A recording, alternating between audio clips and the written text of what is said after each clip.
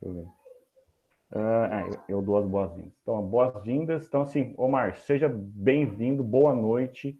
Márcio Chagas da Silva, seja bem-vindo à nossa vida dos atletas e para-atletas. Uma honra estar com você aqui conversando. Só para fazer um parênteses, eu vi uma entrevista sua com o Neto, no dono, não foi o dono da bola. Baita Amigos. Isso, Baita Amigos. Aí daquele dia, eu vi a sua história, você contando, que você vai contar aqui para nós. Aí eu comecei a entrar em contato com você exaustivamente, de manhã, tarde à noite, de manhã. Não, eu quero conversar com esse rapaz, eu quero conversar com ele, eu quero colocar eles com os alunos para conversar, para perguntar.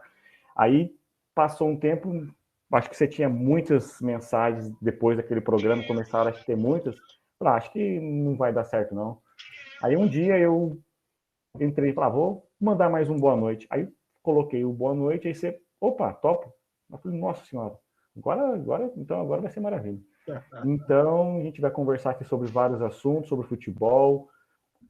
O árbitro também é um atleta que precisa ter um preparo físico acima da média para acompanhar aquele jogo 360, tem que ter um olho na nuca, um olho na mão, no pé, porque é muita coisa que acontece ao mesmo tempo, você tem que estar muito atuante. E agora sim, esse projeto surgiu ano passado, igual eu estava explicando para você, e vai fazer um ano em agosto, final de agosto para setembro, faz um ano que nós estamos nesse A Vida dos Atletas. Você é o número 41º participante deste ano. Então, já participaram 41 atletas de diversos esportes. É o primeiro árbitro que participa, né, seu Geraldo? Cris, Sabrina é o primeiro, né? Primeiro árbitro que está participando conosco. Gente. E eu faço agora assim eu vou pedir para Vitória cantar a nossa música do projeto. Você gosta de música, Márcio? Gosta? Bastante. Sou fã. Acho que a música, ela, na realidade, ela nos remete a passagens da nossa vida, né? Então, eu sempre tenho uma música assim. Hoje de manhã eu fui. Primeiro, boa noite, né? Antes, para não ser mal educado.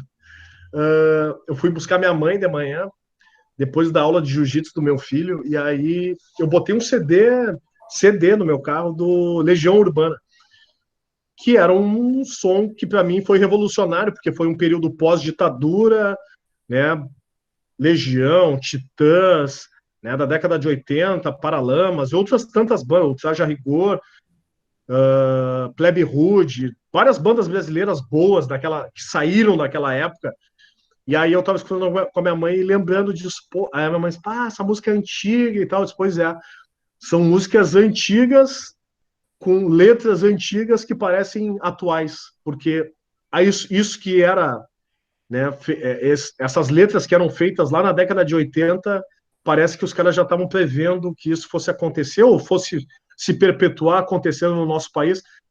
Mas a gente não vai entrar em papo de política, eu acho, porque a gente vai tratar de um outro assunto. Por mais que eu acredite que política e esporte andem juntos. Mas sim, com certeza. Mas te agradeço. Oi. Porque nós estamos pensando numa educação física diferente e nova. Você também é professor de educação física. E se nós levarmos esse tema, política, por mais que tu não fale, é chato, não é legal, é importante. E os alunos pesquisaram, eles viram que você também foi candidato a vice-prefeito de Porto Alegre, viram pelo partido. Aqui nós não vamos falar de nenhuma pessoa especificamente, da política em si. A política, precisamos ser políticos de uma forma para educar, para ensinar em uma sala de aula. Nós precisamos ter esse conceito, essa concepção é fundamental. E a educação física na escola, a educação física escolar, ela abrange todo esse momento que nós estamos passando, vivendo, de voltar, de não voltar, de fazer, de não fazer. A política faz parte do nosso dia a dia e nós falaremos ela aqui também, bem claramente. E agora, tu falando sobre esse ponto, Gabriel, muito do período que eu estudava o curso de Educação Física, né, no final dos anos 90, início dos anos 2000, eu me formei em 2001, né, vai fazer 20 anos, sempre se menosprezou, né, os estudantes de Educação Física como se eles fossem somente corpos, sem mentes. né? Então, tipo assim, vocês vão lá fazer o curso de vocês, correr, jogar bola, brincar, não sei o quê, como se nós fôssemos seres despolitizados, né? E, infelizmente, esse debate ele é muito necessário, e eu não falo de questões partidárias, mas sim de politizações, porque diariamente nós somos colocados em várias situações políticas, né? E é bom que haja esse debate, que haja essa construção, independente do lado que se vai escolher. Porque quem fica em cima do muro simplesmente, né, é o isento. Né? E tem uma frase do Desmond Tutu, né, que quem se cala durante uma covardia, ou ele está do lado automaticamente ele está do lado do opressor. Né? Então é muito importante que a gente tenha esse posicionamento político, independente da escolha e do lado que vai ter, mas tem que ter. Então vamos lá, ó.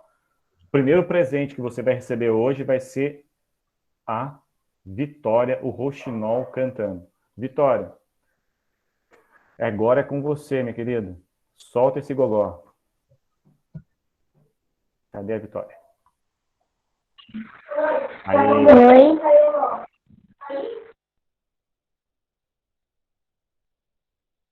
Pode cantar, Vi. Primeiramente, boa noite. Eu fico muito honrada de participar de conhecer o nosso atleta, né, Marcos Chagas.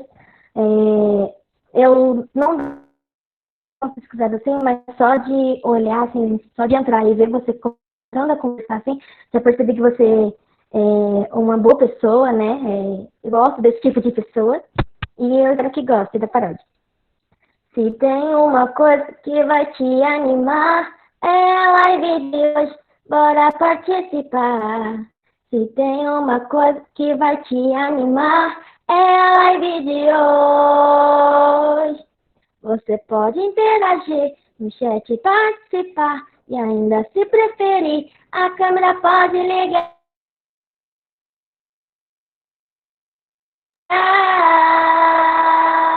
Vem aqui, o atleta tá chamando, vem os alunos, o professor tá convidando. Vem aqui, o atleta tá chamando, vem os alunos. E o professor tá convidando. E aí, Márcio? Deu uns cortezinhos. Deu uns cortezinhos, mas é uma versão meio Kelly Key, né? Exatamente. Viu? Muito. Essa música foi feita por uma professora de São Bento, a Lilian, para iniciar o projeto A Vida dos Atletas de uma forma diferente, com música. Você falou muito bem dos cantores da época, da década de 80, 90, Legião, Ultraje, Barão, Titãs, que eu escutei muito Titãs na minha infância com meu tio. Ele tinha todos os vinis do Titãs, ele colocava cabeça de dinossauro. Cabeça de dinossauro. E eu ficava assim, tum, tum, tum, tum, tum, tum. Eu dançava com ele, tudo, dançava, pulava. Eu tinha o quê? 6, 7 anos. E depois eu descobri que o meu tio ele jogou fora todos os vinis do Titãs. Eu falei, tio, por que o senhor não me deu? Eu não sabia o que você queria. Eu falei, não precisa perguntar, era só dar. Porque eu acho que ele cansou e não quero mais e deu. Começou a onda do Discman, depois o aparelho, o DVD player, e começou essa transformação toda. Hoje, né, o pendrive ou alguma programação, tipo, aquelas coisas lá do nosso tempo. Eu não escondo idade, vou fazer 45, e tipo, acabou, né? Tem pessoas ainda que continuam, né, que tem acervo de vinis, né, de toca-discos, né, que tinha uma qualidade de som também muito melhor, no meu entendimento. Não é questão nem de saudosismo, mas questão de qualidade.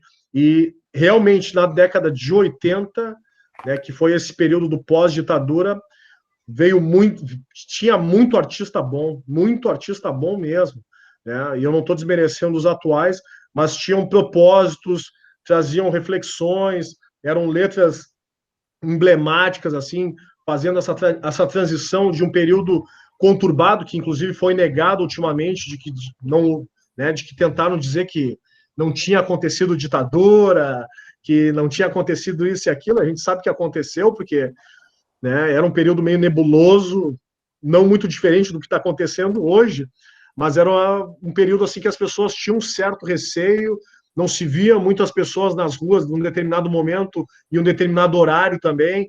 Então, aquilo ali foi libertador. Eu me sinto extremamente presenteado quando eu escuto essas bandas dos anos 80, porque até hoje muitas letras eu sei de cor, e esse disco que agora há pouco tu mencionou do Titãs, do Cabeça Dinossauro, tinha, pô, U pra mim era a melhor música desse filme. Quer dizer muita coisa, não diz, diz muita coisa, diz tudo. Márcio, Geraldo, você falou da sua idade, o seu tempo de formado. Eu me formei em 78. Eu tinha 2 anos. Então, eu me formei em 78. Então, eu me formei dentro do regime militar. Então, a gente falou que não ia falar de política, mas não tem jeito, a gente acaba falando um pouquinho. Eu vivi bastante, porque eu já estava com, acho que 24, 25, 26 anos, por aí, nessa época, e é a época que os artistas podiam abrir a boca e falar. Então, é esse momento, 82, 83, 84, 85, tinha passado 1979, o ano Não, que mais desculpa te interromper, foi em 85 o Rock in Rio, né, que foi um negócio libertador no país inteiro, no mundo inteiro. Eu estava lá. Ah, que inveja! Eu estava lá, nos 2 últimos dias. Geraldo, hein? E eu estava lá, eu tenho as fotos, tenho um monte de coisa. Mas eu estava comentando aqui, esse momento é um momento mesmo em que a gente vê a transformação das coisas, né? A hora que a população... Eu tinha receio de abrir a boca. Eu me lembro, eu posso dizer, eu levei uns 10 a 15 anos para ter a facilidade de abrir a boca e dar a minha opinião política. A gente ainda era muito amarrado. Então, eu começo a estudar realmente em 1967, 66, 67, no ginásio, né, que era o nosso ginásio, porque o meu começo é 61. 61, 62, 63, 64, vem a Revolução. Eu tinha 11 anos na Revolução. Então, isso daí é bastante... Mas eu também sou árbitro, tá? Também sou árbitro, mas bem diferente de você. Depois a gente vai falar um pouquinho sobre isso. Hoje na apresentação, apresentar o atleta é a Cris e a Tayla? Eu mesma. Isso. Geraldo, boa noite, Márcio, professor Ayrton, tudo bem? Bom dia, boa noite, Gabriel, a todos aí. Boa noite, Ayrton. Tomara que... Boa noite. Tomara que essa juventude não viva o que nós vivemos na ditadura, né, gente? Eles não sabem o que é a ditadura militar. Nós estamos prestes a cair numa dessas aí. O povo merece o governo que tem, né? Escolheu, não pode se arrepender. Agora vai ter que fazer como chiclete, mascar até o tempo passar. Mas tomara que não venha, né? Que nós que crescemos sabemos o quanto nós sofremos, não é verdade? Mas eu quero ver a sua história aí, Márcio, tá? Agora eu só vou ouvir vocês. Obrigado, senhor Ayrton. Então, assim, apresenta então o nosso atleta, então, por gentileza. Nosso árbitro. Márcio, eu sou a Cris, aqui da Bahia. Hoje, a vida dos atletas e para-atletas traz também um adjunto da vida esportiva como árbitro. O ex-árbitro da FIFA, Márcio Chagas da Silva, comentarista, palestrante, vai nos contar sobre a TEDxUnicismo, é isso? TEDxUnicismos. Vai falar para a gente sobre isso. Militante antirracista muito firme, que a gente deu por essa pesquisada. Melhor árbitro do Gauchão dos anos de 2008, 2011, 2012, 2013, 2014. Eita! Não deu espaço para ninguém ganhar junto. O racismo estrutural promove a exclusão de pessoas apenas por serem quem são. Essas são as palavras de nosso convidado hoje. E, Márcio, seja muito bem-vindo ao nosso projeto, que é muito magnífico para receber vocês. Um grande abraço. Márcio, começando aí, ó, eu já queria engatilhar para falar desse tema, assim, que para você, o que você viveu naquele fatídico jogo do... Esportivo e Veranópolis. 2014. Era exatamente isso que eu ia perguntar. Antes de saber disso, se você era aquele árbitro que aconteceu aquele fato lá do carro, saíram dando porrada para todo lado. Eu posso colocar a foto aqui, Márcio? Uma foto que eu achei do... Pode sim. Fica tranquilo aí.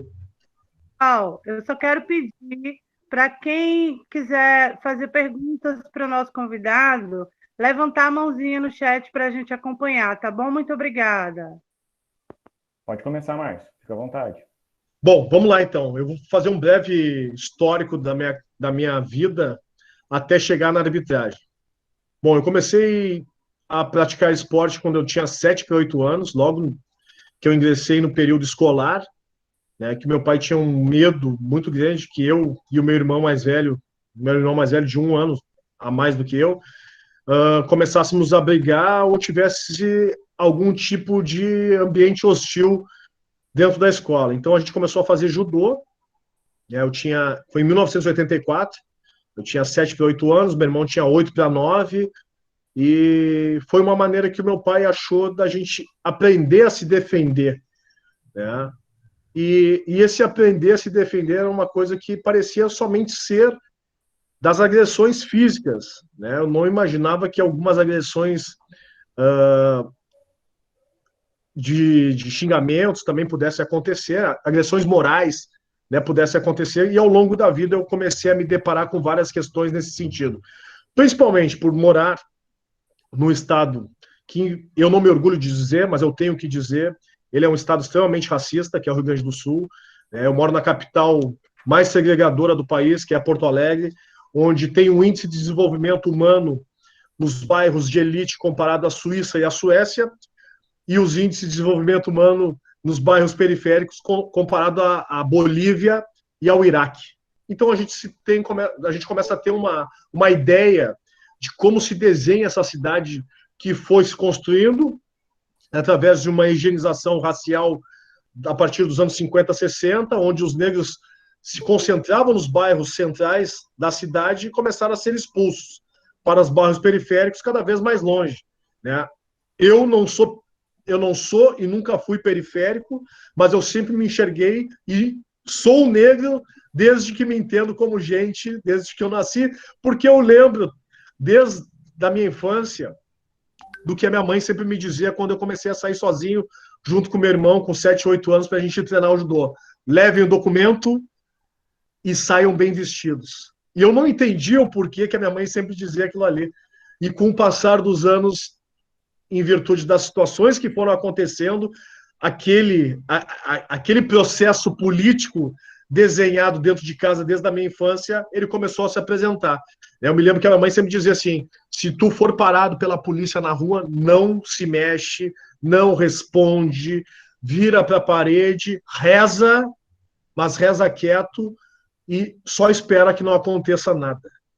Então, isso é ser negro num Brasil que nega a escravidão, que não teve nenhuma política social no pós-abolição onde colocassem os negros numa condição de pelo menos ter uma moradia decente, de pagar um salário pelo trabalho que realizaram por quase 400 anos, e hoje, quando se aborda esse assunto, se diz que é mimimi e vitimismo. Não, não é mimimi e vitimismo. Isso são mazelas e sequelas históricas de um processo que não foi bem trabalhado, né? De uma desumanização de um povo que foi retirado do seu continente. Lembrando que a África não é um país, ela é um continente que tem 54 países, né, com várias culturas, várias religiões, várias línguas, vários dialetos, várias riquezas que foram se perdendo por um processo de colonização que trouxeram esses povos para o Brasil, para a construção e o trabalho braçal gratuito, e até hoje a gente vê o porquê que a gente tem essa desigualdade social, racial dentro do nosso país de uma maneira tão perpétua e perversa, né? O que acontece nos Estados Unidos, como aconteceu ano passado com George Floyd, isso acontece diariamente. A única diferença é que hoje se tem isso que para mim é a maior arma do mundo, que é um telefone. A gente consegue filmar. Não tem nenhuma novidade, né, no que se está vendo hoje em dia, porque isso aí sempre aconteceu. A prova viva foi o fato agora do final de semana, um menino no Rio de Janeiro, no Leblon, que estava em sua bicicleta e mesmo assim foi acusado de roubo por um casal que simplesmente por ele ser negro não acreditou que ele fosse o dono daquela bicicleta elétrica. Então, o esporte sempre me acompanhou desde cedo. Eu comecei a fazer judô com 7 para 8 anos. Com 10 anos eu fazia judô e futebol de salão antes de virar o futsal. E foi aonde eu percebi a primeira questão racial assim muito forte dentro do espaço do futebol, né? Porque a gente estava se preparando para jogar uma partida contra um time que era praticamente imbatível. E aí o treinador no vestiário perguntou como é que nós poderíamos vencer aquela equipe. Era uma equipe que era todos os meninos do Grêmio, era um time bem difícil de fazer frente com eles. E aí deu um silêncio no vestiário, eu levantei a mão, me arrisquei a falar, e eu acho que a partir dali eu sempre fui muito retraído para me manifestar, principalmente num grande público, né? Na sala de aula eu sempre fui meio retraído de sentar no fundo, de ter medo de perguntar alguma coisa que de repente fosse uma dúvida para mim e dos outros, mas por medo de não me expressar e de repente ser taxado de burro, né? Eu ficava quieto num canto, e aí eu levantei a mão e perguntei e respondi: bom, nós temos que fazer tudo que a gente treinou durante a semana. E aí ele fez a pergunta novamente: alguém mais quer falar? E aí novamente um silêncio, e aí ele comentou com o pai de um outro menino que era o diretor, que era um dos diretores do time, né, e num ar irônico, falando assim: pô, tu vê, tão inteligente, tão esperto, e aí fez aquele gesto tradicional de coçar a mão assim: só tem um defeito. E o só tem um defeito, eu entendi o que ele estava se referindo à minha cor. E aquilo para mim, assim, foi como se fosse um soco, né? Porque ao mesmo tempo eu entendi o que ele estava dizendo, mas eu não quis falar para o meu pai, porque eu sabia que se eu falasse para o meu pai ia me tirar do time. Então eu fiquei com aquilo guardado, isso em 1986, eu tinha 10 anos, e aquilo ficou, até hoje eu tenho vivo aquela violência, né, que foi dita ali naquele espaço. E aí durante a minha adolescência eu acabei jogando basquete, que foi a modalidade que eu joguei por mais tempo, e joguei por 10 anos, onde me proporcionou eu ser aluno bolsista numa escola particular, no IPA, Instituto Porto Alegre, da Igreja Metodista, depois ingressar na universidade também como aluno bolsista na Unicinos, mas dentro do basquete também essa questão racial ela era muito impactante, porque sempre que eu jogava contra uma equipe da Serra de Caxias do Sul, tá aí essa foto, tô eu e meu filho já na equipe master, já estou até com as entradas, eu ainda tentava esconder a calvície, mas não deu mais, tive que raspar e assumir a careca. E ali, toda vez que nós jogávamos contra um time de Caxias do Sul, o Recreio da Juventude, os xingamentos racistas eram muito pesados. Muito pesados. Tipo, vai tomar banho de clorofila, negro sujo, se a tua mãe é preta, deve ser faxineira ou puta. Coisa assim, no nível mais baixo que vocês possam imaginar era o que eu ouvia. E aí, quando eu mencionava para os árbitros, né, que me queixava para os árbitros só diziam o seguinte: não dá bola, eles só estão fazendo isso para te desestabilizar, porque tu tá jogando bem. Daí eu disse: não, cara, isso aqui é crime, o racismo é crime inafiançável, imprescritível, tá na Constituição. Esse cara: não dá bola, deixa para lá, quanto melhor tu jogar, eles vão te deixar em paz e tal. Então não tinha um acolhimento, não tinha a quem recorrer para poder responder por mim naquela situação. Então o racismo ele acompanhou vários momentos da minha vida também, na infância, na adolescência e na fase adulta. E antes de eu chegar na fase da arbitragem, teve um outro episódio que aconteceu, que inclusive é a frase inicial desse meu TEDx Unicinos 2019, que foi a frase de quando eu entrei pela primeira vez na casa de uma ex-namorada, uma menina branca, quando eu tinha 16 para 17 anos, eu fui visitá-la pela primeira vez. Eu já tinha ido como amigo, mas aí eu fui como namorado, e quando eu entrei na casa dela, a tia que estava fazendo o almoço gritou da cozinha: este negro está autorizado a entrar aqui. Então, aquilo para mim também foi uma das maiores violências que aconteceram na minha adolescência, num período muito importante de autoafirmação, né, onde eu estou saindo da fase de criança para entrar num processo de adolescência e fase adulta, onde me deixou muito mais inseguro ainda e com a autoestima abaixo do subsolo, né? Porque para quem que eu vou contar isso aqui? Né, eu estudo num colégio onde eu sou bolsista, onde eu sou o único aluno negro da escola. Eu não tinha com quem dividir aquela situação, a não ser com os meus pais. E mesmo eu dividindo com os meus pais, eu tinha um certo receio, porque eu não sabia como é que ia ser a reação deles. Mas, graças a Deus, os meus pais sempre foram pessoas que nos conduziram de uma maneira a nos preparar para essas situações, né? Nunca teve o assunto velado dentro de casa. Então, eu consegui conversar com meu pai, e eu me lembro até hoje, meu falecido pai, né, me dizendo assim, quando eu propus de conversar com ele, disse: papai, eu tenho que conversar contigo. E aí ele me falou assim: é sobre o teu namoro? E aí eu disse: é. E aí ele me falou assim: eu já sei o que é. E aí eu disse: como assim? Eu já sei o que é. Eu só vou te fazer duas perguntas. Uma, tu acha que essa menina gosta de ti realmente? Ou tu acha que essa menina tá namorando contigo para confrontar a família dela?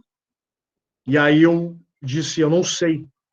E aí ele me disse o seguinte: então eu vou deixar tu pensar, porque se eu te disser o que eu gostaria que tu fizesse e tu porventura não fizer, eu vou acabar brigando contigo. E por ser teu pai, eu quero que tu me tenha como teu amigo também, então eu vou te apoiar na decisão que tu tomar.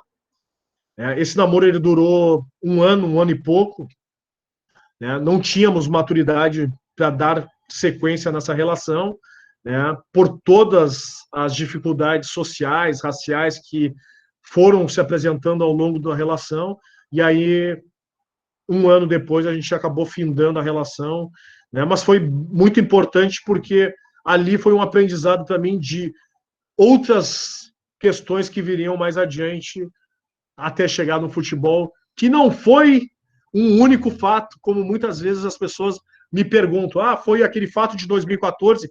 Não, aquele fato de 2014 foi a gota d'água. Eu já tinha passado por outros fatos anteriores, né? Inclusive quando eu comecei a apitar, né, campeonatos de categorias de base num EFIPAN, Encontro de Futebol Internacional Pan-Americano, na cidade de Alegrete, quando eu fui apitar a semifinal em 2001 entre Boca Juniors e Defensor. Eu entrei no campo, os dois times já estavam em campo, e aí o time do Boca Juniors saiu do gramado. E aí eu não entendi, eu pensei: bom, eles vão rezar, vão fazer alguma oração, alguma coisa assim, que seja meio da superstição do jogador, porque o jogador é sempre supersticioso, né? Mas não, os caras demoraram 5, 10, 15 minutos para voltar, meia hora, e começou uma movimentação na arquibancada. E aí eu não entendi o que estava acontecendo. O time do Defensor começou a me pressionar: vamos, profe, vamos.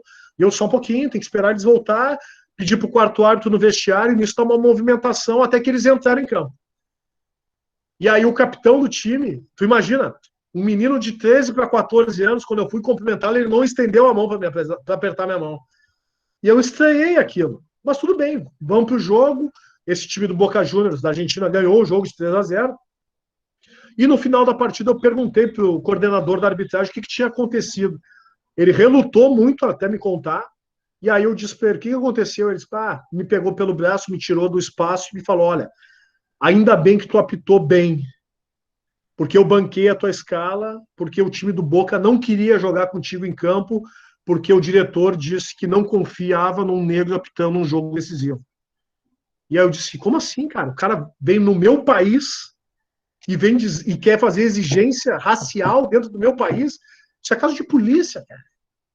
Não, vamos deixar para lá e tal, isso e aquilo. Tu está começando a tua carreira e eu espero que tu tenha equilíbrio emocional para lidar com isso, porque tu vai enfrentar muito isso durante a tua carreira.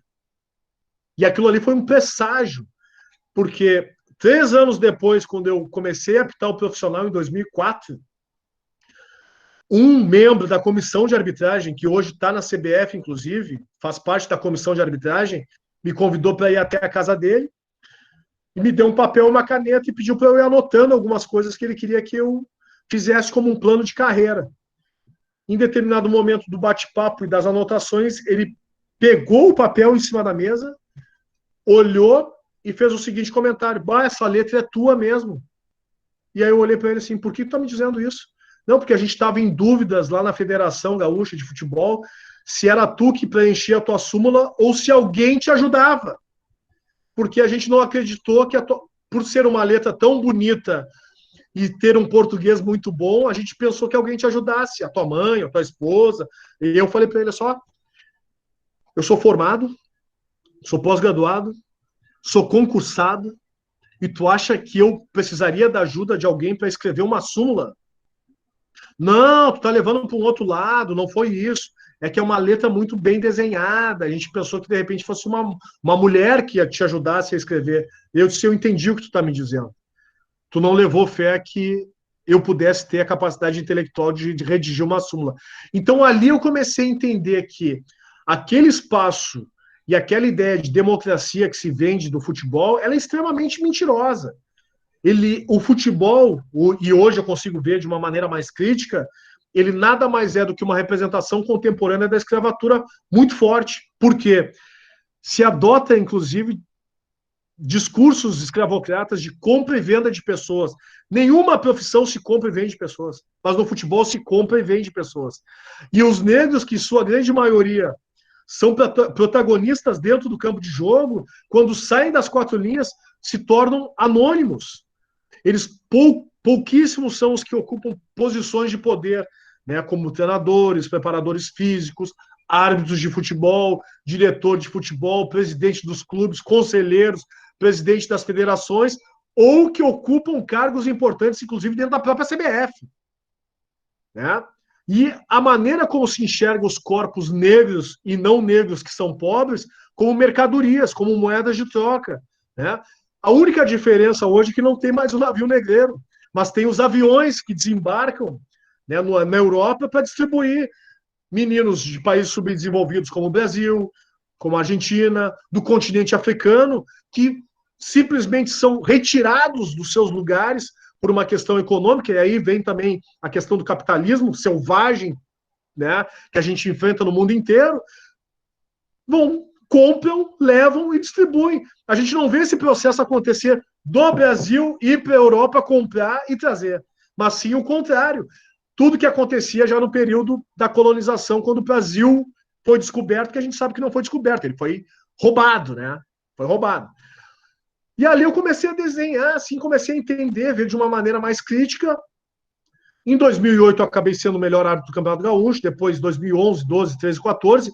E o fato de me consolidar entre os melhores árbitros do Rio Grande do Sul e do país gerava um desconforto muito grande também. Porque os outros árbitros... Eu era o único árbitro negro da Federação Gaúcha de Futebol, né? E fui o último a entrar em campo em 2014. De lá para cá, nenhum árbitro negro mais apitou o Campeonato Gaúcho e nem fez parte do quadro da CBF. Então, eu fui o último há 7 anos. Ô, Márcio, mas tem pessoas... Mas você conhece colegas seus que querem ser árbitros? Não... Conheço vários, inclusive alguns desistiram, porque o diretor da arbitragem começou a cada vez mais limar eles em questões de oportunidades. Né? Hoje, no quadro da CBF, quadro dos árbitros que podem trabalhar em competições nacionais, tem um bandeirinha negro que entrou esse ano no quadro. De 25 tem um. Então, eu entendo como uma represália, né? Mas eu vou chegar lá no fato primeiro. E aí, em 2004, 2005, aconteceu o primeiro fato de racismo explícito com um treinador do time de Encantado, uma equipe do interior. Depois, em 2006, com um goleiro de um time aqui da capital, do Cruzeiro de Porto Alegre, um dos times mais antigos que tem no país. E aí, de 2006 a 2014, para eu me preservar dos xingamentos racistas que muitas vezes aconteciam dos torcedores, principalmente na Serra Gaúcha, eu aquecia no vestiário sozinho. Né? Então, ficava no vestiário, aquecia sozinho, meus colegas aqueciam no gramado, para evitar os xingamentos, fazia um jogo, entrava no vestiário, ganhava minha taxa lá, o cachê e ia embora. E em 2014, no dia 5 de março, fiz exatamente isso. Aqueci sozinho no vestiário. Quando eu saí do vestiário para começar o jogo, eu fui xingado. Antes de começar o jogo, no final do primeiro tempo, antes de começar o segundo tempo e no final da partida. E em todos os momentos, eu estava acompanhado da Brigada Militar, que é a PM no país inteiro, que não fizeram nada. Os caras simplesmente compactuaram com tudo. Era negro, macaco, volta para a selva, volta para a África, escória, morto de fome. E uma frase que eles gostavam de dizer, que inclusive foi o título de uma matéria que eu fiz com o UOL em 2019, que era matar negro não é crime, é adubar a terra, que era o que eles mais gostavam de dizer. Né? E aquilo ali, para mim, assim, foi nojento de passar por aquilo tudo. Cheguei no vestiário, tomei meu banho, recebi a taxa da arbitragem, abri a porta do vestiário, e aí, para minha surpresa, eu me deparei com o meu carro com as portas amassadas a pontapés, cascas de banana sobre o capô, e quando eu fui dar a partida do meu veículo, meu carro engasgou por 3 vezes, na quarta caíram 2 bananas do cano de escapamento. E ali, para mim, foi a gota d'água, porque eu já estava como pai de família, né? O meu filho, na época, tinha 10 meses. Quando eu cheguei em casa, eu custei a dormir, fui dormir por volta das 5h30, 6 horas da manhã, cheguei em casa 2 horas da manhã e passei a madrugada inteira pensando e fazendo o trajeto do quarto para a sala, da sala para o quarto, pensando assim, pô, o que eu vou fazer? E parecia que o meu falecido pai estava me acompanhando durante a madrugada inteira, dizendo para mim assim, negrão, não tenha medo, faz a coisa certa. Né? Parece aquele título do filme do Spike Lee, faça a coisa certa, tu tá com a razão. E aí eu redigi um texto, encaminhei para a imprensa, 10h30, 11 horas da manhã começaram a me ligar, pediram as fotos, eu não tinha tirado foto do meu telefone, porque eu já tinha sido ensinado pelos meus pais de que sempre que eu tivesse alguma testemunha que pedisse para a testemunha fazer, porque iriam duvidar de mim, pedi para o meu colega bater as fotos, o meu colega bateu as fotos foram encaminhadas, eu encaminhei as fotos, e aí a notícia veio a público regional, nacional, internacional, comecei a falar em tudo que foi veículo da imprensa naquele dia, no dia 6 de março, quando de tarde, o presidente da Federação Gaúcha de Futebol da época, que hoje é um dos vice-presidentes do Caboclo, que o nome dele é Francisco Noveleto, me ligou. Meu Deus do céu. Me ligou. E aí ele perguntou assim, por que tu não me ligou antes de denunciar para a imprensa? Daí eu falei para ele assim, por quê? Eu tinha que te pedir autorização. Ele disse, tu tá expondo o clube, tu tá expondo o Estado, tu tá expondo a competição e o meu amigo, que é o presidente do esportivo. E aí eu falei para ele, e eu como é que fico nessa história? Bom, vocês estão acostumados com isso. Se o problema é o teu carro, eu pago o teu carro. Agora tu tá fazendo uma tempestade num copo d'água e tu sabe que a tua carreira vai encerrar. Eu disse, não tem problema, eu vou até o fim. Ele disse, bom, tu sabe o que tu tá fazendo da tua carreira. E aí eu disse para ele, eu vou pagar o preço que tiver que ser pago e vou até o fim. E fui até o fim. Né? Eu encerrei a competição, fui eleito mais uma vez o melhor árbitro daquele campeonato de 2014, apitei a minha última partida, que foi um Grenal, em Caxias do Sul. 2 meses depois eu entrei para a RBS TV, mas daí é um outro assunto. Processei o Esportivo de Bento Gonçalves na esfera criminal e na civil. Ganhei o processo depois de 5 anos. E o valor, vai surpreender vocês, foi de 15 mil reais. Depois de 5 anos na justiça, foram 15 mil reais. Mas beleza, esse é o de menos. Para mim, o sabor maior de todo esse desgaste emocional foi ter ganho e ter chancelado lá no currículo deles como um clube racista. Não que isso para mim seja um prêmio, mas porque eles não tiveram o mínimo de hombridade durante o período todo de reconhecer o que tinham feito, pedir desculpas publicamente e tentar, de alguma maneira, fazer uma educação antirracista com seus torcedores e com a sua comunidade. Em momento algum fizeram isso aí, então eu tive e fui obrigado a ir até o fim por uma questão de hombridade, uma questão de poder olhar para o rosto dos meus filhos daqui a alguns anos e dizer para eles que se porventura eles passarem por essa situação, eu vou estar com eles e vou apoiá-los até o final, porque eu sei que vai ter daqui a pouco algum sacana que vai ensinar o filho para dizer, esse aí é o filho do fulano, aquele que passou pelo caso das bananas e tal, para tentar sacanear.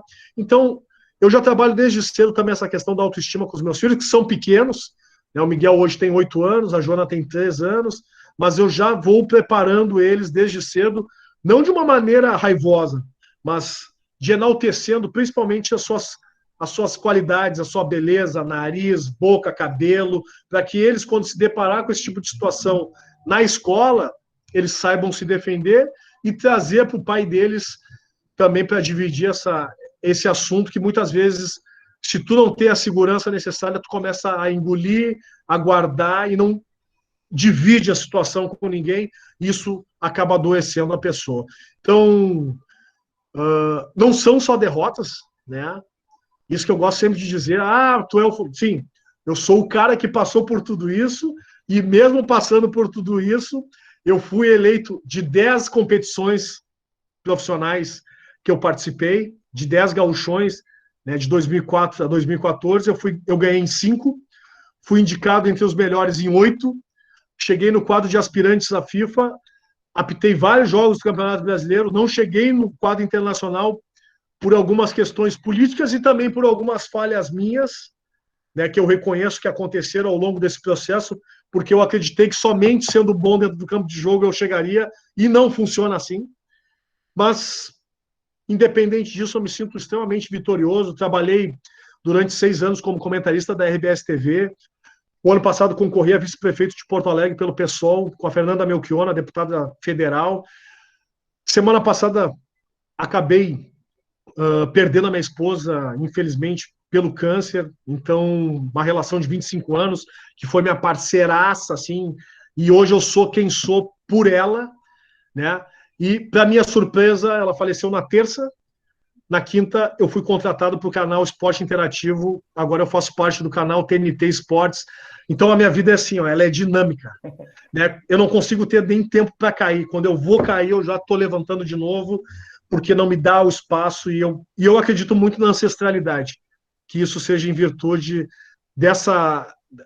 de ter comprado essa luta, de ter comprado um posicionamento, de não ficar com medo de me posicionar e de estar sempre nessa linha de frente, falando sobre uma temática que sempre foi mascarada no nosso país, que adotou um discurso de democracia racial, que a gente sabe que é uma das maiores mentiras para tentar mascarar um racismo estrutural, um racismo institucional, um racismo velado, que na realidade nunca foi velado, ele sempre foi escancarado e que está cada vez mais em evidência, e hoje a gente tem a oportunidade de conversar. Eu não ponho o dedo na cara de ninguém para dizer, tu é um racista, tu é isso, tu é aquilo, porque eu acredito ainda numa questão pedagógica.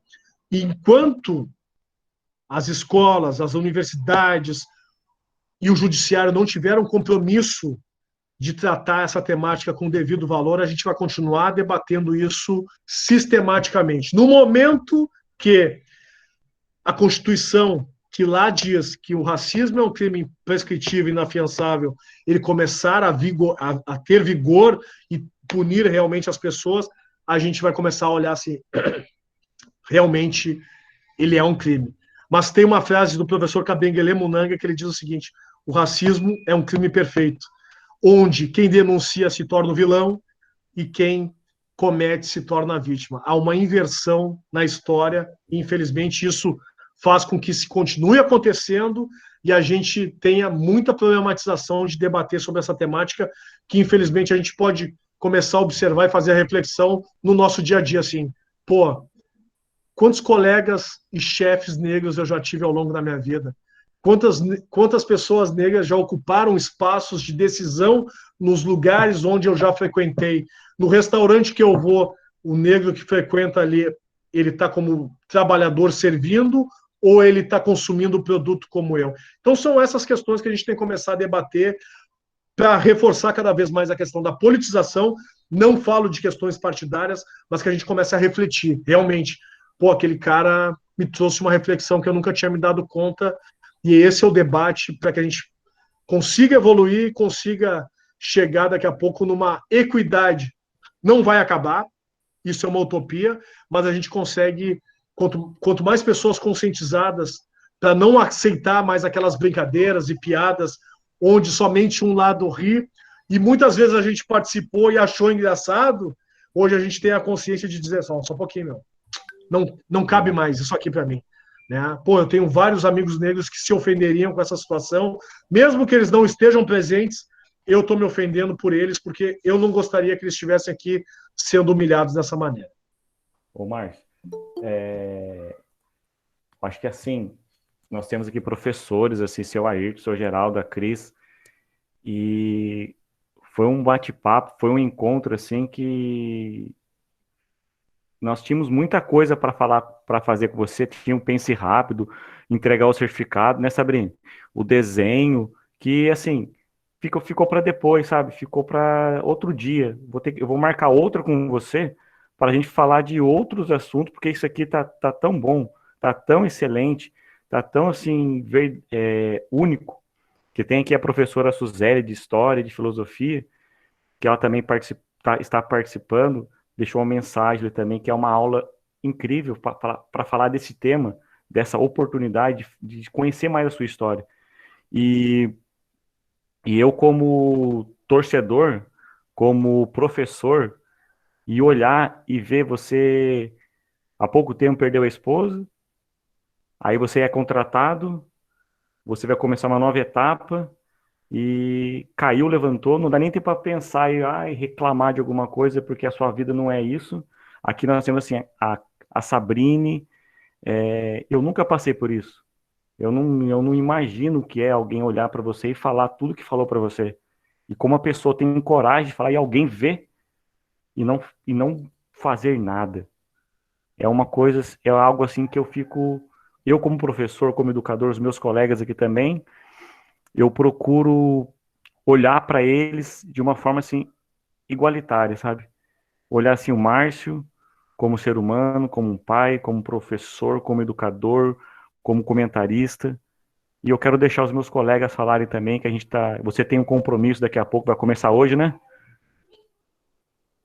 Não, eu comecei sábado. Eu posso um pouquinho mais. Agora há pouco eu recebi a mensagem aqui que 8h30 a gente vai fazer os ajustes, então temos um tempinho aqui a hora que que sobra aí. Fiquem à vontade, não tem milímetro algum para a gente conversar. A hora que você falar assim, Gabriel, a hora que você falar não dá, aí você me avisa aí. Quando faltar 5 minutinhos, eu digo 5. E aí, vamos embora. Tá, é que nem subir a placa lá do quarto árbitro, do acréscimo. Então eu vou deixar aqui, quem levantou a mãozinha primeiro, eu não vi. Eu vou olhar. Quem falou eu? Gabriel Palma? Sim. Então vai, Gabriel. Boa noite, Marcos. Gabriel Palma.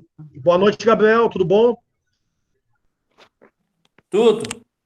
Assim como você, eu gosto também de futebol, mas eu sou palmeirense. E a minha pergunta é: qual foi o jogador que te deu mais trabalho para você em campo? Nossa. Aquele que reclamava muito? Jesus. Tu falou do Palmeiras e eu vou te dizer que era um jogador do Palmeiras que era o Valdívia, que para mim era um dos jogadores mais difíceis de lidar, porque ele falava demais, provocava os adversários, e aí os adversários, quando davam uma lenha nele, ele ficava bravo, né? E para mim foi ele e o Kleber eram jogadores extremamente difíceis de lidar.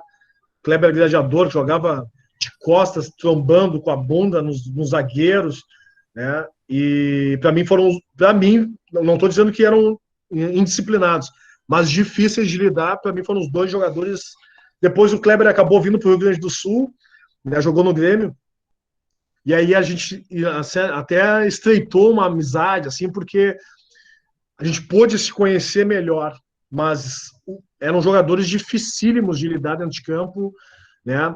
Também tem o Fagner, que hoje está no Corinthians, mas na época ele jogava no Vasco, que gosta de dar um pontapé, que não é fácil, né? Mas é um baita jogador, mas é um baixinho assim que tem que estar em cima dele o tempo inteiro, né? A minha estreia de Campeonato Brasileiro foi em 2009, Vitória e Corinthians no Barradão.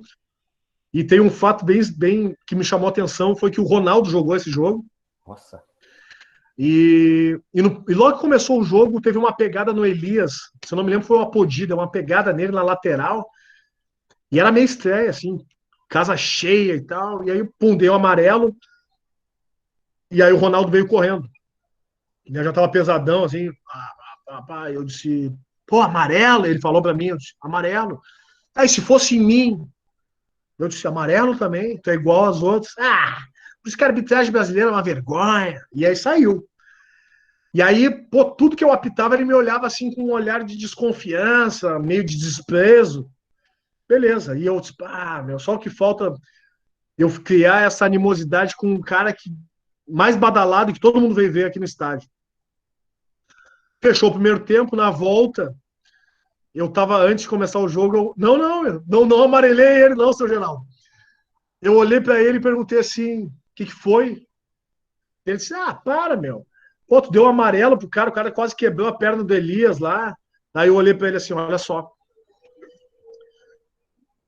Todo mundo veio te ver. Se tu não me ajudar, cara, eu não vou conseguir sair daqui bem. E hoje eu preciso sair daqui bem, sabe por quê? Hoje é minha estreia. Se eu fizer alguma coisa que tu não esteja gostando, tu vem e me fala, mas me fala assim na passada, sem fazer gesto assintoso, que eu vou conversar contigo. Porque tu é o cara, meu. E aí deu uma vaselinada nele. E aí ele, São Pavão, né? Aí aquela asa assim ampliou, assim. E aí, no segundo tempo inteiro, eu passava por ele e dizia, e aí, como é que tá? Não, tá bom, professor, melhorou bastante. Eu disse, por tua causa, tu que tá me ajudando. E óbvio que ele queria ouvir isso. Político, né? Político, né? Isso aí. E no segundo tempo parecia que nós éramos amigos de anos, assim, de muito tempo. Então, essas são as relações que dentro do campo de jogo, muitas vezes tu tem... Eu sempre vi o futebol da seguinte maneira. Os protagonistas são os jogadores, não são os árbitros. Ali dentro do campo de jogo é uma permuta. Se eles não me aceitarem, eu posso ser o melhor árbitro do mundo. Se o jogador não me aceitar, a arbitragem vai ser uma catástrofe. Então eu tenho que sempre tentar fazer com que aquele ambiente seja um ambiente bom para todo mundo e que eu possa trabalhar mantendo o respeito, mantendo a disciplina, mas de uma maneira sem agredir, sem xingar. Então, a arbitragem ela me ensinou bastante, porque eu pude aprender muito com os jogadores e também ensinar um pouco da minha vivência esportiva e trazer essa parceria que para mim foi muito importante ao longo dos 15 anos que eu atuei, de 99 a 2014. Mas o jogador mais difícil que eu atuei, que me gerava bastante desconforto, foi o Valdívia do Palmeiras. Ô Márcio, vou entregar o segundo presente para você aqui, para a gente na nossa sequência. Tá conseguindo enxergar aí, Márcio? Tô sim, muito obrigado. Diploma de agradecimento. Na realidade, eu que tenho que agradecer a vocês de estar participando aqui desse bate-papo. Assim, Pindamonhangaba, consegui falar, viu? Isso, Pindamonhangaba. Então, assim, a hora que finalizar, eu encaminho para você. Tá. Aí vou postar nas redes sociais. Aí você posta lá, compartilha, guarda para nós. Esse é o nosso segundo presente para você. Agora, vou deixar na sequência quem vai fazer a pergunta aí. Fica à vontade, pessoal. Agora, Ô, Márcio, eu queria primeiro, né, falar que fico feliz por você fazer dessas, né, vamos dizer, desses problemas só uma escadinha para sua vida, né? Parabéns pro senhor saber lidar com tantas coisas, né, sobre o racismo. Agora a pergunta. Eu vi que o senhor é professor de educação física, né? Quando você se encontrou pela profissão de professor de educação física? Na minha infância. Eu tive bons professores de educação física e sempre me espelhei, assim, eu já tinha certeza que eu ia cursar educação física no primeiro grau, antes do ensino fundamental, né? Hoje é fundamental e depois é o médio. Então, no meu primeiro grau, eu já sabia, eu vou fazer educação física primeiro porque eu gostava de praticar e já jogava futebol de salão, fazia judô, jogava basquete, né? Sempre me identifiquei, tinha uma relação muito boa com os meus professores de educação física também, que foram pessoas que contribuíram muito para o meu crescimento como ser humano. E acredito que o esporte ele tem esse poder de transformação. Né? Eu não digo que o esporte salva, porque ninguém salva ninguém, mas ele oportuniza. muitas coisas que daqui a pouco quem está meio que desacreditado, através do esporte, tem a socialização, tem uma conquista, né? E o professor, ele sempre tem um olhar mais agregador nesse sentido, assim, de buscar, de identificar, porque tem aquele negócio do toque, da observação, de estar numa quadra, de estar num espaço onde ele consegue gerenciar melhor, sem ter aquela preocupação do conteúdo, né? O conteúdo ali é fazer com que aquelas pessoas que estão fazendo aquela aula se sintam bem, né? Se sintam acolhidas. Eu vejo a educação física como um elemento extremamente importante na transformação das pessoas, né? Eu gosto de uma outra modalidade cultural que para mim deveria ser matéria obrigatória também nas escolas, que é o rap. Para mim ele é algo assim que me transformou completamente, principalmente para debates de questões raciais e sociais, né? Eu sou extremamente fã declarado dos Racionais, né? Eu comecei a ouvir na minha adolescência e eles têm um fator assim preponderante muito na minha visão de mundo, né? Não é nem na questão somente racial, mas na visão de mundo, porque são conteúdos de história que os livros de histórias não vão trazer, e são contemporâneos, né? São assuntos reais, são assuntos de periferia, são assuntos de desigualdade, são assuntos que muitas vezes nos livros ali não vai ter a história contada a partir da narrativa de quem vivencia aquilo ali, né? Eu estudei história na minha época, nos anos 80, nos anos 90, diziam que os índios tinham sido dizimados porque eram desalmados e que os negros tinham que fazer o serviço braçal porque eram burros, né, indolentes. E isso se perpetuou por um bom tempo, né? E hoje a gente consegue ter o discernimento de que não, só um pouquinho, não. Os caras foram extremamente abusados, né? O descobrimento do Brasil, ele é uma mentira, porque já tinham os povos originários que hoje lutam pelas suas demarcações, que o governo quer cortar cada vez mais, né? Os caras eram donos de tudo isso aqui, né? E simplesmente vieram os colonizadores portugueses, né, através da violência, do roubo, do estupro, de várias questões, e começaram a ocupar o país inteiro. Então, o rap consegue trazer isso aí de uma maneira reflexiva. Então, para mim, deveria ser uma disciplina obrigatória nas escolas e até nas universidades. Ô, Márcio, aqui a Tayla, ela colocou, aqui na nossa escola temos uma disciplina, uma eletiva que trabalha sobre rap. A minha eletiva, a professora Alice, né, um beijo para ela que ela está participando, ela está passando sobre o rap, né?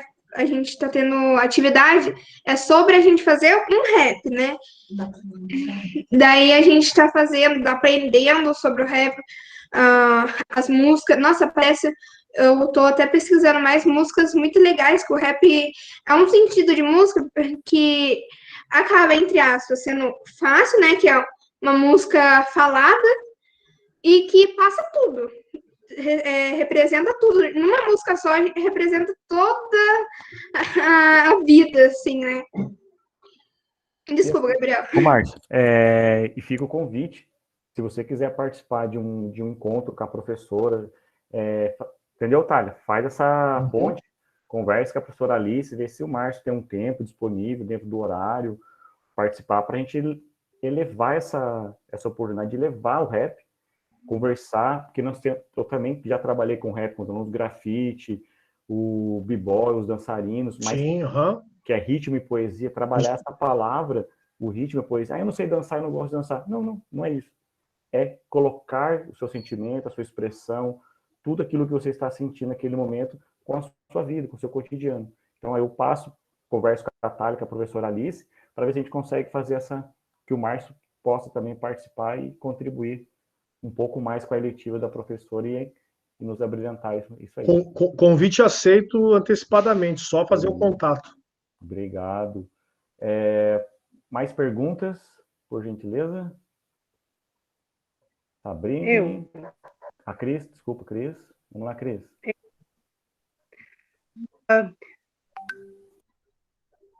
Márcio, eu quero chamar a Sofia, que ela tem uma leitura para fazer das perguntas do chat, tá bom? Beleza. Obrigado, Cris. Vamos lá, Sofia. Cadê a Sofia? Travou? Oh, Jesus, travou lá. Enquanto ela... A Sabrina está com a mão levantada. Então, enquanto ela vai destravando lá, Sabrina. Não, sou eu. Travou. Ah, voltou. Vai lá, Sofia.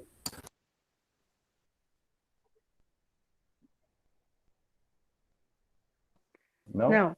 A Sofia não vai voltar agora, eu vou continuar aqui na ordem, sou eu, tá?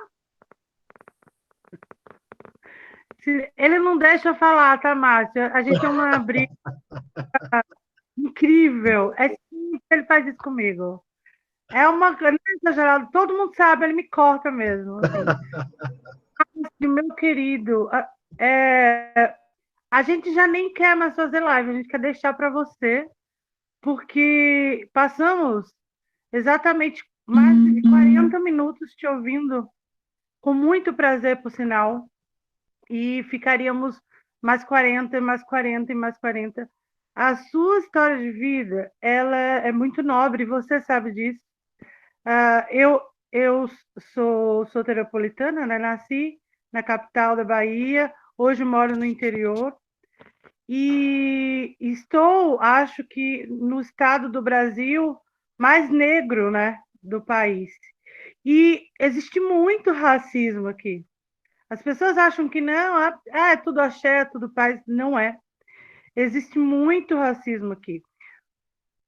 Tudo que você falou, eu fui lembrando de alguns tracinhos da minha vida e me emocionei muito.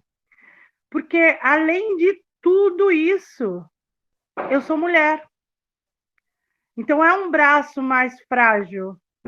É um braço mais as extensões das coisas. E por todas as dificuldades, a mulher, a mulher negra, ela tem que estudar o triplo para ela poder falar alguma coisa. Então, assim, eu nem estou conseguindo falar muito com você, porque eu estou muito emocionada, de verdade. Eu li bastante sobre você, eu assisti bastante vídeo seu, e eu ficava muito encantada com a tua fala. Eu sei que você está brigando para tudo isso, para que a gente normalize. Só tem uma discordância de você, porque eu acredito de verdade de que um dia a gente vai ver isso diferente. Não vai ser na nossa geração, com toda certeza. Mas o que você está fazendo aí e o que eu vou fazer daqui, e espero contar com a tua ajuda para fazer muito mais. Eu quero que, sei lá, meus filhos ou meus netos, eles possam colher um pouquinho do que nós já estamos colhendo, de tanta morte, de tanto sofrimento que teve lá atrás. Eu nem tenho mais pergunta para te fazer. Eu queria muito falar da arbitragem, porque eu aqui atuo como quarto árbitro aqui. Eu queria bater um papo sobre a arbitragem, mas estou muito encantada com toda a sua linha de vida que te trouxe até aqui. Mas eu queria que você falasse um pouquinho daquela palavra que eu nem consegui ler direito. TEDx. Fala para mim. TEDx. TEDx? TEDx. TEDx Unicinos, que a Unicinos é a Universidade do Vale do Rio dos Sinos aqui. E esse TEDx ele acontece em vários lugares do mundo, né? Aqui no Rio Grande do Sul ele acontece, tem esse TEDx Unicinos, tem o TEDx Laçador. Em São Paulo tem TEDx, eu acho que o ano passado, esse ano acho que teve 2 eventos já desse TEDx. Tem várias palestras boas, assim, que tu pode entrar no YouTube e assistir, né? No ano passado, se eu não me engano, a esposa do Mano Brown participou, a Eliane Dias. Uns anos anteriores, a Thaís Araújo participou também. Tem várias pessoas que já contribuíram através desse evento. O próprio Bill Gates lá participou também, né, lá nos Estados Unidos e tal. Ele é o da Apple, né? Quem que é o da Apple, o Bill Gates, né? Bill Gates. Isso, é esse mesmo, tal. Inclusive, ele fala no TEDx dele sobre a questão de um vírus, isso há 8 anos atrás, que viria para pulverizar a população mundial, e se concretizou. Essa tatuagem que eu vi nas tuas páginas sociais sobre o lançador, ela é tua tatuagem no teu braço mesmo? Eu tenho aqui, são os lanceiros negros. Esse aqui. Que é uma homenagem aos... Os lanceiros negros, eles eram negros escravizados, né? E na Guerra dos Farrapos, que consta no hino rio-grandense, que é uma mentira, né? Uma vitória que não aconteceu, havia a promessa de que se esses negros guerrilhando para as tropas farroupilhas, saindo vivos ou ganhando, eles seriam libertos. E aí foram para o Cerro dos Porongos, na região sul do estado, levaram esses lanceiros, que eram bons de lanças e tal, e aí na madrugada que antecedeu o confronto contra as tropas do Império, retiraram as lanças e mandaram eles sem armamento algum, e eles foram dizimados. Então eles foram traídos. E os que não foram mortos e sobreviveram, eles não cumpriram a promessa de libertar e depois acabaram vendendo para o Império. Então, os lanceiros negros foram traídos pelas tropas farroupilhas. Por isso que tem um projeto de lei, inclusive aqui no Rio Grande do Sul, que é a modificação do hino, que tem um trecho que fala: povo que não tem virtude acaba por ser escravo. E os vereadores que ocuparam estão, né, que é a bancada negra, que tem 5 vereadores negros, que são 2 do PSOL, 2 do PCdoB e 1 do PT, entraram com um projeto para que esse hino seja refeito e coloque: povo que não tem virtude acaba por escravizar, e coloque a palavra correta. Isso está gerando uma polêmica aqui no Rio Grande do Sul. Inclusive, no dia 21 de abril, dia de Tiradentes, teve uma manifestação aqui no Parque Moinhos de Vento, que é um parque tradicional no bairro Nobre, aqui de Porto Alegre, e houve uma manifestação onde essas pessoas estavam vestidas de Ku Klux Klan, pendurando um boneco preto enforcado numa árvore. E a brigada militar que lá estava presente não fez nada. Compactuou com aquilo lá, houve denúncia, a notícia não foi veiculada pelo país inteiro, a imprensa local aqui não quis mostrar, né? Essas imagens eu postei nas minhas redes sociais, e elas estão nas minhas redes sociais, então a imprensa local aqui também deu uma mascarada para não vender e não passar mais uma vez o quanto de racismo se tem aqui no Rio Grande do Sul. Olha, de verdade, eu não consigo mais falar. De verdade, estou muito emocionada. Eu coloquei aí no chat a palestra que o Márcio fez no TEDx. Eu coloquei o tema e em cima no YouTube. É 15 minutos, né, Márcio? Geralmente 15 minutos. É o tempo, né? Isso. Tá aí. Trabalhar essa sua palestra, né, Gabriel? Vamos falar sobre a sua palestra aqui, quem sabe. A gente está hoje, Márcio, com várias escolas aqui dos estados, inclusive o Matheus avisou que tem uma turminha do ensino fundamental aqui agora. Normalmente a gente não tem essa turma agora à noite, mas eles estão aqui por você. Muito obrigada, Márcio. Obrigada. Só gratidão, gratidão, gratidão. Eu não sei mais o que falar. De verdade. Muito obrigada. Obrigado. Sabrine, faz você a pergunta agora, hein? Depois sou Geraldo, aí a gente faz o pense rápido e a corrente do bem. Primeiramente, boa noite a todos. Olha, eu tinha várias perguntas na cabeça, só que eu fui ouvindo tudo que ele foi falando e veio várias coisas na minha cabeça. Eu acabei que esqueci até as perguntas.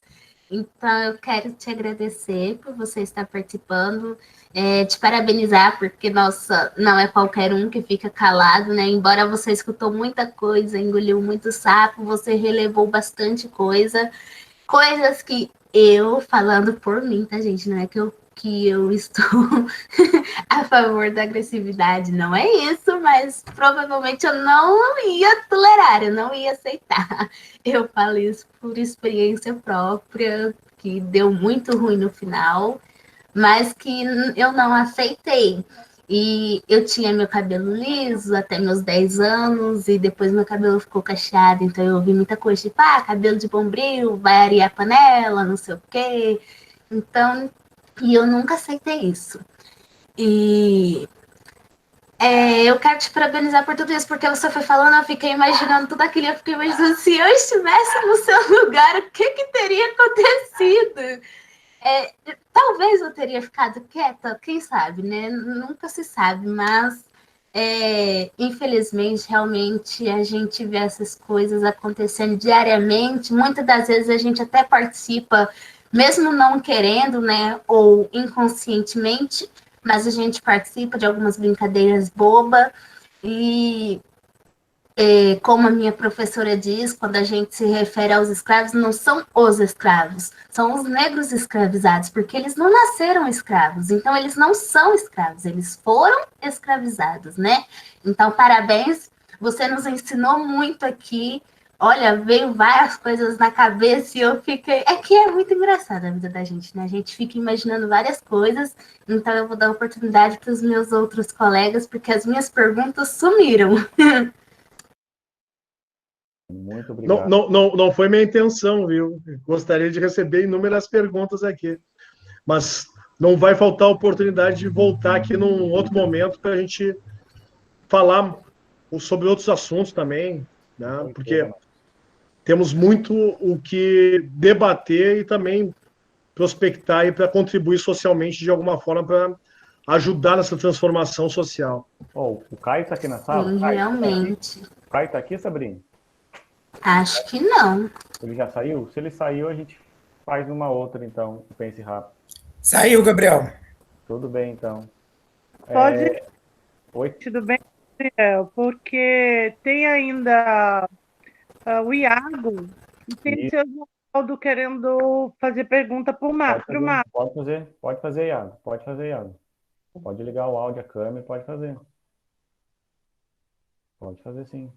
Boa noite. Boa noite, Iago. Queria dar uns parabéns para o Márcio, que é um grande guerreiro. Eu queria fazer uma pergunta para ele. Qual conselho queria para nós?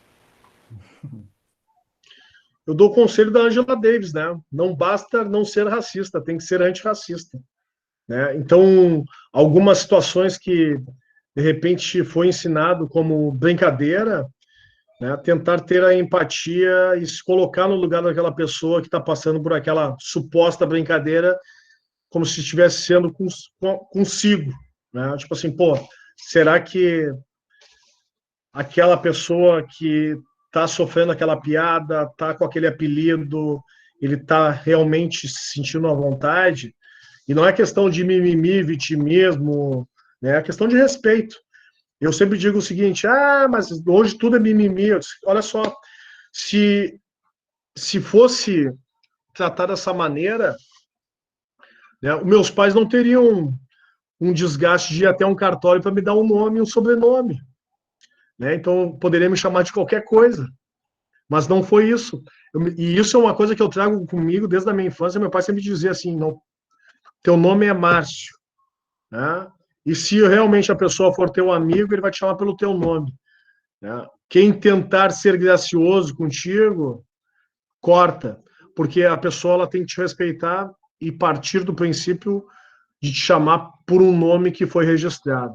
Eu nunca fui muito favorável com essa questão de apelido, eu sempre tive um certo receio, porque não são todas as pessoas que recebem bem essa situação, né? Eu me lembro, eu trabalhei durante 10 anos em escola pública, fui professor do município de Esteio, que fica a 25 quilômetros de Porto Alegre, e a escola pública normalmente são periferias, e eu observava que essa situação de apelido é sempre no sentido de depreciação, sabe? E aquilo ali é carregado durante muito tempo e muitas vezes a pessoa acaba nem levando mais em consideração que ela tem um nome, né? E acaba adotando aquele apelido que muitas vezes é para colocá-la para baixo. Então, sempre tratei todo mundo pelo nome, mesmo que se tivesse alguma afinidade, tentar chamar pelo nome, porque eu, particularmente, não curto essa história de chamar alguém por um apelido depreciativo, porque isso aí causa muitos problemas psíquicos mais adiante. Traumas, né? Eu, assim, antes de eu passar para o seu Geraldo aqui, o seu Geraldo vai colocar a cereja no bolo, Márcio. Então você tem um aluno que está fazendo o seu desenho. Pô, capricha aí, hein? Aí assim que ele finalizar, eu vou te encaminhar. Então, olha, você recebeu a música, você recebeu o certificado, você recebeu o certificado, o desenho, e agora vai ser o você que vai nos dar um presente agora. E eu vou começar a falar para você como que vai ser esse presente. Chama-se A Corrente do Bem. Foi criado por uma atleta, Joyce Silva, e a ideia dela... Do atletismo? Não, do wrestling. Da luta greco-romana, aquela? Isso, luta greco-romana. Hoje ela mora nos Estados Unidos, ela falou, Gabriel, e ela é nossa embaixadora do projeto, e ela falou assim, cria esse projeto, A Corrente do Bem. Como que funciona?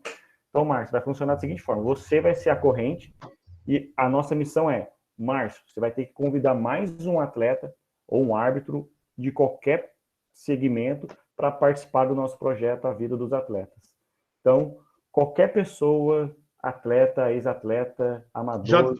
Já tenho em mente. Beleza. O Márcio Cipriano, jogou basquete, foi campeão... Fantástico. Em Brasília, campeão em Rio Claro, meu amigão, assim, é um cara que... Hoje ele trabalha como coach, mora em São Paulo aí, um cara sensacional, que vai agregar bastante no projeto. Deixa que esse compromisso comigo que eu vou fazer o intermédio para colocar ele para bater esse papo com vocês. Essa é a proposta. Então você vai ser a corrente, vai ser o elo, vai ser essa fala tudo que aconteceu, aí assim que você fala, Gabriel, tá ok, tá aqui o contato do Cipriano, converse com ele, marca o dia, marca a data. E outra coisa, no dia que o Cipriano estiver aqui, você também conosco, para... Beleza. Aí a corrente só vai aumentando. E quando a gente perceber, a corrente está por toda parte. Então, esse é a corrente do bem. Maria de basquete. Oi? Tem que me levar para a Maria, que eu vi várias fotinhas sua lá. Sim. Sempre me perguntaram assim, tu foi um jogador de futebol frustrado? Eu disse, não. Eu fui um jogador de basquete frustrado. Eu queria jogar basquete, mas infelizmente o meu 1,90 m me deixou baixo para depois eu conseguir jogar. Então não consegui ir muito adiante. Nossa. Ô, seu Geraldo, já que o senhor ficou com a mãozinha levantada aí, então, ó, depois que o senhor fizer a pergunta, aí a Cris faz o pense rápido para a gente concluir. A Thalia ainda queria fazer uma última pergunta, Gabriel. Ah, tá. Desculpa, Thalia. Perdão. Então vai lá. Desculpa. Qual seria a sua dica? Essa é uma pergunta final. Qual seria a sua dica pro pessoal, né? Que tem muita gente que não tá sabendo lidar, já quer partir para agressão, e eu vejo o senhor só na fala ali. Eu não teria essa paciência, eu não teria essa paciência de jogar que o senhor tem. Né? Eu já tinha batido na pessoa. Qual seria a sua dica para a pessoa, né, conseguir lidar com isso, conseguir lidar com essas né, ofensas? Não é contar até 10. Vou te dizer, eu também não tinha essa paciência até um período da minha vida. E aí, eu fui para porrada muitas vezes, mas aí eu vi que na porrada eu me colocava em duas situações. Ou eu deixava com mais raiva ainda eles por ter batido, ou eu me entregava um troféu quando eu apanhava. Então, o que me fez ter essa dinâmica diferente foram através dos livros, né? Então, com o ignorante, com o racista, com o homofóbico, com o machista, a gente tem que ler, porque o argumento desarma qualquer pessoa. né? Então, se eu não vou te convencer, pelo menos eu tenho elemento suficiente para te fazer pensar. Mesmo que ele tente, queira brigar, eu não entro na linha da violência. Óbvio que se eu tomar um... Eu não sou piegas e nem... Como é que é? Tem uma outra palavra que agora me fugiu em mente. Se eu tomar, eu vou dar. Mas os caras também não vêm para cima de mim, porque, como eu falei, eu tenho 1,90 m, tenho quase 100 quilos. Os caras mantêm um distanciamento porque eles ficam com medo também. E muitos caras que têm coragem de me xingar virtualmente, quando chegam perto, assim, o homem é grande, não dá para ir. Eu disse, não dá para ir.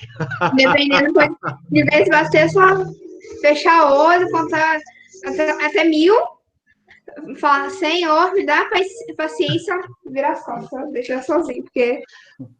Mas quando começar a ter acesso e buscar essa literatura negra, principalmente para entender o porquê que se desenhou e por que continua acontecendo, estou tentando achar um livro aqui que, para mim, no futebol, ele me ajudou bastante, que é meio que uma bíblia. Está aqui, ó. O Negro no Futebol Brasileiro. Inclusive, eu participei desse documentário na HBO, que de vez em quando ele é reprisado. Muito bom. E que é um livro do Mário Filho, que retrata mais ou menos como é que foi constituído e formalizado o futebol no Brasil, que não mudou absolutamente nada até hoje.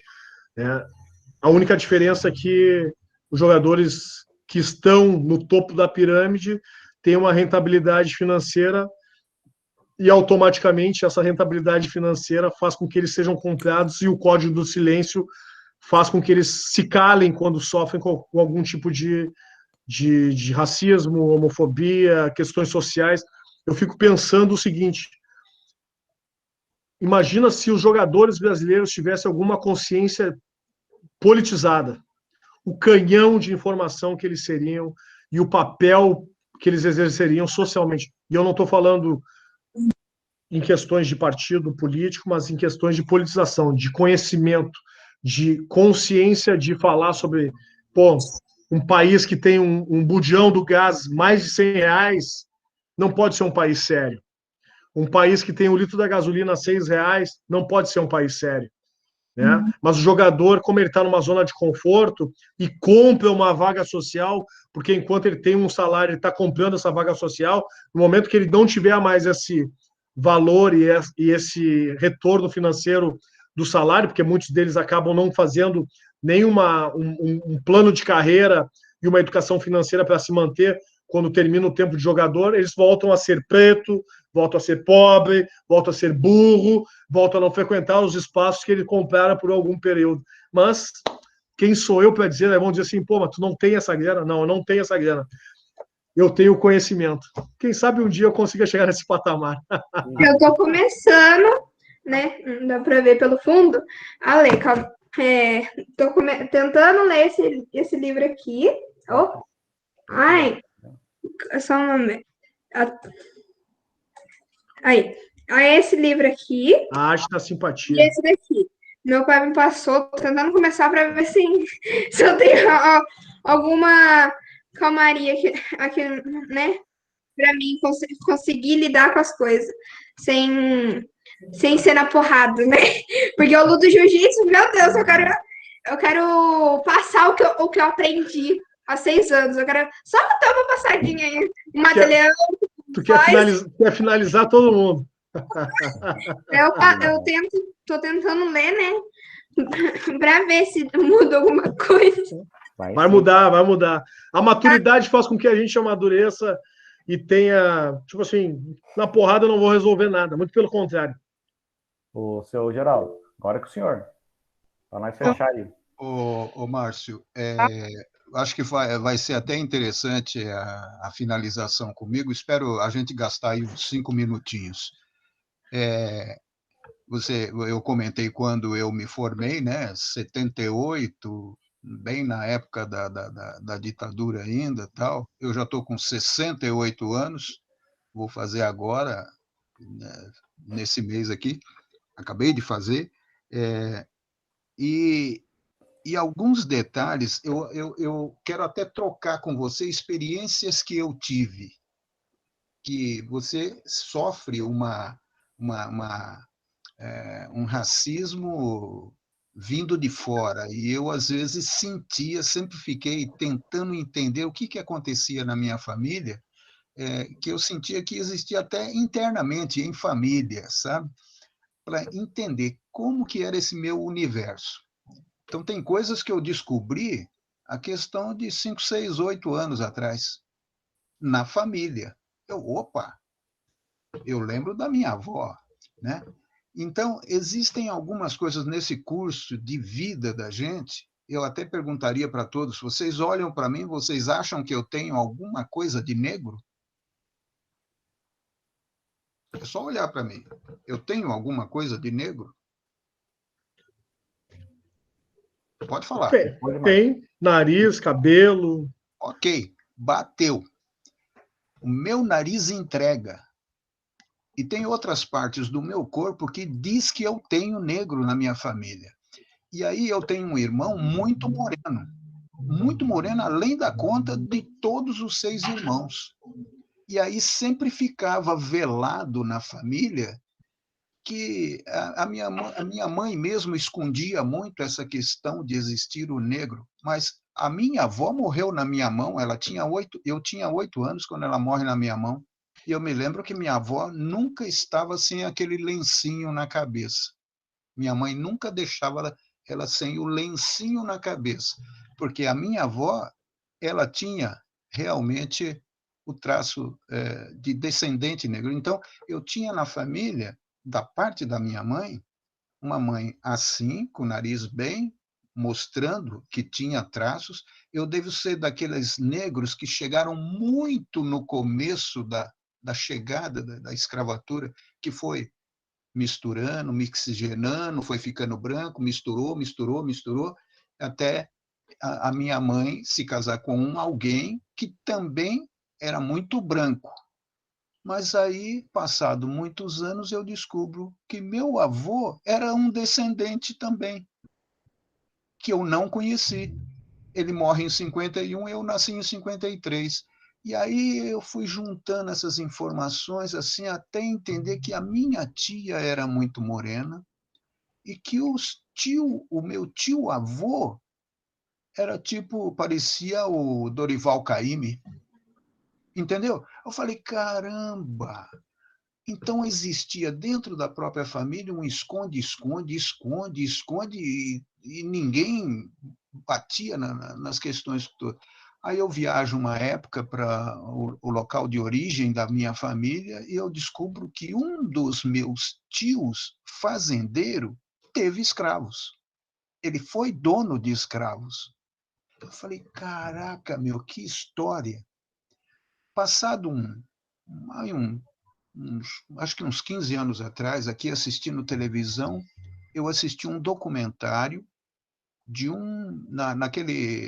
naquele canal Escola, eu escuto um doutor, um PhD negro, falando dessa história da mesma forma que você comenta todo o seu trabalho e as suas bandeiras você levantando em cima justamente disso tudo que aconteceu. Só que ele conta a história, e era legal, viu Gabriel, que a turma da escola, os professores da escola assistissem esse documentário, foi de madrugada, horas e horas, ouvindo ele falar os 150 anos da migração do negro sendo buscado na África e sendo trazido para o Brasil. 150 anos ou mais.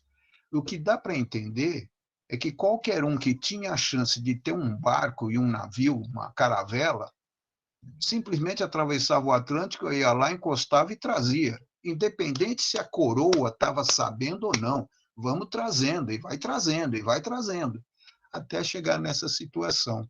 E aí, eu também, em certas situações de trabalho, também já me vi em situação assim, falei assim, engraçado, eu estou trabalhando com alguém que é descendente de português, numa federação esportiva, por isso que eu falei para você que eu sou árbitro, no atletismo, um presidente português, em que eu sentia que certas formas de lidar com a gente existia você para lá, eu para cá, você para lá, eu para cá. Mesmo eu tendo muita condição cultural para ser aproveitada. E aí eu estou num atletismo onde essa pessoa, presidente de federação, o atletismo é puramente formado por negros. O atleta, o árbitro, aonde é que está a origem do atleta do atletismo? Na periferia. Muitas vezes na periferia, cara. É lá que está, e é o melhor sangue bom, é o melhor atleta do mundo. E é essa questão que eu coloco para você. Eu sou um árbitro um pouco diferente de você. Aí vamos para a questão do atleta. Você, para ser árbitro, precisa ser atleta. E eu, para ser árbitro, eu não posso nem pensar em ser atleta, porque é lema. O árbitro de atletismo não corre, ele só anda. Ou fica sentado na cadeira levantando a bandeirinha. Ou dando o seu tirinho. Então, essa diferença nossa do árbitro, vamos brincar um pouquinho com essa questão da arbitragem, né? A gente falou muito da questão racismo, raça, tal, mas aí falando, vamos abordar um pouco do quanto você teve que ser atleta, se foi jogador, foi de basquete, com essa altura toda, quanto a gente sabe que vocês correm em campo perto de 8, 9, 10 quilômetros num jogo em 1h30, e nós temos os árbitros do voleibol, do judô, do taekwondo, que todos ficam sentadinhos, só levanta a bandeirinha. Então, vamos lá. Dá uma finalizada nisso tudo que eu falei. Bom, quando eu comecei na arbitragem em 99, eu imaginei que fosse um espaço extremamente democrático, né? Mas ele não é, ele é um ambiente excludente. Por quê? Primeiro, para fazer o curso tem que ter pelo menos o ensino médio. Né? E é uma exigência. Segundo, para fazer parte do quadro nacional, tem que ter o ensino superior. Quando chegamos no ensino superior, se eu não me engano, e não quero falar bobagem, pelo que eu sei de últimas informações de censo, no Brasil, se eu não me engano, não se chega a 30% da população, acho que bem menos, 20, 24, 25% da população tem ensino superior. E aí tu começa a jogar para o esporte, para a arbitragem do futebol. Quem é que vai ter acesso a um ensino superior para trabalhar com futebol? São pouquíssimas pessoas. Né? E quando vai fazer parte de um quadro internacional, ainda tem que dominar um idioma. Isso, é isso que eu ia falar. Tá? Aí eu fico assim, quem é que domina um idioma hoje no Brasil? São classe média, alta e elite, que tem possibilidade de fazer um intercâmbio. Né? E aí ficar 6 meses sendo bancado pelo pai e pela mãe para vender, para entregar pizza e levar prato nos Estados Unidos ou no Canadá, ou onde quer que seja. Né? Ninguém vai aprender inglês só no colégio, porque a gente sabe que o ensino público, infelizmente, ele é deficitário. A educação no Brasil, ela é um privilégio de uma minoria, e eu falo como um privilegiado porque eu tive acesso e tive a oportunidade, e eu sei que ela é um espaço que não é para todo mundo. Né? Tu imagina um país que tem 210 mil habitantes, todas as pessoas, milhões de habitantes, se todas as pessoas tivessem condições de ter uma educação de qualidade. Não é o que acontece. Né? Então o esporte ele começa a funilar. Eu sempre mexia que a pista de 400 metros, para mim, quando eu estava chegando no 400, parecia que ela aumentava para 410. Quando eu ia chegar no 410, ela aumentava para 420. Sempre tinha uma exigência a mais. Né? Qualquer outra pessoa correndo comigo batia os 400, encerrava a corrida. A minha não. A minha eu tinha que provar que eu estava mantendo peso, que eu estava com percentual de gordura abaixo de 15, que eu tinha graduação, que eu estava estudando um outro idioma. É um processo extremamente excludente. Né? E com o tempo, né, não se enquadrando dentro desse perfil, as pessoas começam a sair. Eu, né, por morar onde eu moro, que é no Rio Grande do Sul, eu fui o preto que fugiu dos trilhos deles. Porque eu nunca me adequei às exigências que eram feitas de não falar com a imprensa, de não atender determinados veículos. Eu sempre fui por mim, né? E isso fez de mim também ser um diferencial dentro da arbitragem aqui no Rio Grande do Sul, né? Porque eu nunca pedi licença, nunca liguei para o diretor de arbitragem para dizer, posso dar uma entrevista para a rádio tal, posso dar uma entrevista para não sei aonde. Não, eu sempre fui muito independente, porque o meu falecido pai sempre dizia assim, tem que ter iniciativa, não fica dependendo de ninguém, né? Quer fazer, vai lá e faz. Quebrou a cara, levanta e vai de novo. Porque ninguém vai fazer por ti absolutamente nada. Então, eu sempre carreguei comigo isso. Dentro da arbitragem foi da mesma maneira, né? Eu sempre tive que provar muito mais do que os meus outros colegas. E a prova vem nesse fato que aconteceu em 2004, quando o cara me deu um papel e caneta para preencher uma folha na frente dele e fazer a avaliação se realmente a letra era minha ou não. Então, são várias questões que pesaram. Não é um xingamento do macaco, preto isso, preto aquilo. São olhares de desconfiança, são olhares de desprezo, são situações que tu observa que tu não é bem visto dentro daquele contexto, porque eu estava ocupando um espaço que para eles não era um espaço para um homem negro estar ocupando. O que eles gostariam de me ver fazendo era, e eu não quero desmerecer, mas era ser um segurança, ou servir num cafezinho, ou até ser um ascensorista num elevador. Mas eu fugi dos trilhos e fui fazer exatamente diferente. Olha, você tocou num assunto, eu lembrei duas situações. Eu falei do Luiz Delmar da Costa Lima, lá acho que é Cachoeiro. Cachoeiro do Sul. Cachoeiro do Sul.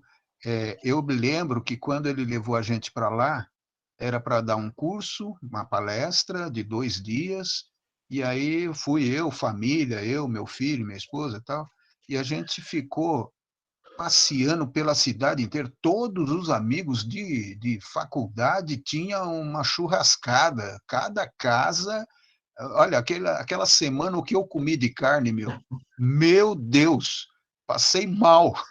E aí, um dos colegas era um negro, um professor como o meu colega lá, o Luiz Delmar. E aí você falou exatamente, cara, na cidade inteira, eu fui em cada casa, até em fazenda, a gente foi para uma churrascada na beira da lagoa pescando. Comemos 13 quilos de carnes em 5, 6 pessoas. E aí, esse colega negro morava realmente nessa situação que você falou, bem periférico, numa casa de tábua. Eu falei, nossa, mas que diferença, né? E aí, um outro caso, no meu primeiro emprego, em 1974, eu trabalhei nesse meu primeiro emprego na empresa de energia elétrica aqui de São Paulo, da cidade de São Paulo. Era Light, e uma coisa que era muito comum a gente ver os mais velhos falarem daquele pessoal que trabalhava dentro do caminhão que vem ligar a sua luz, consertar o feitor. Vejam bem, o cargo que existia na empresa em 74 ainda, cargo do chefe do caminhão, feitor. Feitor é a mesma coisa que um capataz na fazenda que cuida da senzala. Era o chefe dos escravos. Passado um tempo na própria empresa, na área de recursos humanos, existiam umas pessoas que contavam a história da empresa. A empresa Light chega no país em 1898. 898. E a empresa começa a instalar as turbinas de geração de energia e estender a rede elétrica. Quem é que fez isso? Os escravos. Os escravos. Os ex-escravos foram pegos por uns 30, 40 anos e sendo colocados nesse emprego perigosíssimo. E era... sem informação alguma, imagina, os caras passaram a vida inteira numa senzala, trabalhando no canavial, apanhando, colhendo, e simplesmente, bom, aí, quem é que vai trabalhar para nós de graça ou baratinho? Tem esses aí que estão soltos. Aí eu fico sabendo que a empresa Light é quem criou a primeira CIPA, aquele curso, aquele centro de cuidados para não morrer funcionário, porque era a empresa que mais matava funcionários por causa da rede elétrica. Gente, beleza. Vamos... Nossa, Márcio, mais do foi que... 10, cara, foi 10. Não, foi 1 milhão, foi 1 milhão. 1 milhão. Cris, não pense rápido, não. Oi, não entendi. Não pense rápido, não, porque a gente já tomou... Verdade. A gente vai marcar outra, marcada para a próxima. Isso, Cris, vamos tirar as fotos. Márcio, quero agradecer você, as fotos finais. A gravação eu coloco no YouTube, depois você pode assistir, compartilhar. Mando para você o certificado, mando também o desenho da nossa aluna. E é isso, muito obrigado, gratidão. Quem vai tirar a nossa foto final? Caprichada, linda, maravilhosa. Quem que vai tirar? Tem um monte de gente aí com a câmera. Eu tiro. Então, vamos Por lá. favor, pessoal, vamos ligar as câmeras. Você viu o coraçãozão? Bem bonito. Ó o coraçãozão. Ai, eu vi, gente. Eu queria participar da live, mas eu tava na aula. Obrigado, gente. Segundo ano é uma fase corrida da escola. A hora que tirar, vocês me avisam, Sabrina. Tá bom. Então, cadê o coraçãozinho? Até o mal aí, Márcio. Coração da vida. Coração. É isso aí. É o marco da nossa... O marco do nosso projeto é o coração, né, gente? E as frases. Quais são as frases, Gabriel? Márcio. Bom trabalho lá. O Gabriel é coringão mesmo, hein? Eu quero saber... Gabriel, mostra a camisa aí de novo. Eu fui tirar a foto, você abaixou. Ainda bem que não tinha VAR em 2011, hein, ô Márcio? Não, mas eu não ia me adaptar com esse VAR aí. Eu já ia desligar, tirar, porque mais atrapalha do que ajuda. Nossa, vai ser uma outra, só falar sobre VAR. Vamos fazer de vários assuntos aí. Sobre VAR, rap e assim vai. Márcio, Vai, Sabrina, encerra para nós, Sabrina. Márcio, muito obrigada por sua participação, por você ter nos ensinado muito, né? Infelizmente, o ruim dessa live é que ela acaba. Por nós, a gente ficaria aqui por muito, muito, muito tempo te ouvindo. Agradeço pelo carinho, por sua atenção, por todo o ensinamento que você nos proporcionou hoje. Espero tê-lo aqui mais vezes com a gente, né? Vamos ficar muito felizes com a sua presença. Quem sabe aí, né, no futuro você não se torne até o nosso embaixador, igual o Estevam, a Joyce, a Lari. Ai, já tem várias que eu nem lembro o nome de todo mundo. Eu tenho que ficar mandando. Não lembro. Mas agradeço de verdade por sua participação. Foi uma live muito bonita, né? A gente aprendeu, a gente pôde reviver um pouco do passado. Você nos emocionou. E é isso, não tenho mais assim o que falar. Agradecemos demais por toda a sua humildade. Somos todos gratidão e a vida precisa de esporte. Ô, Márcio.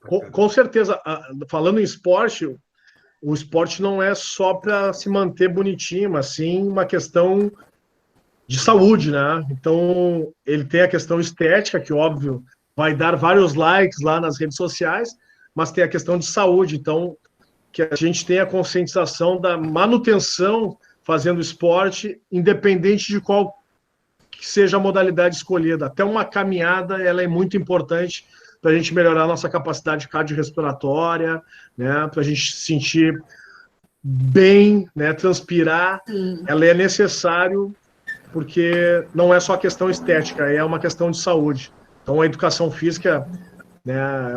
Tem essa funcionalidade no nosso dia a dia, e mesmo depois do período escolar, que a gente ter continuidade exercendo e carregando isso para a nossa vida.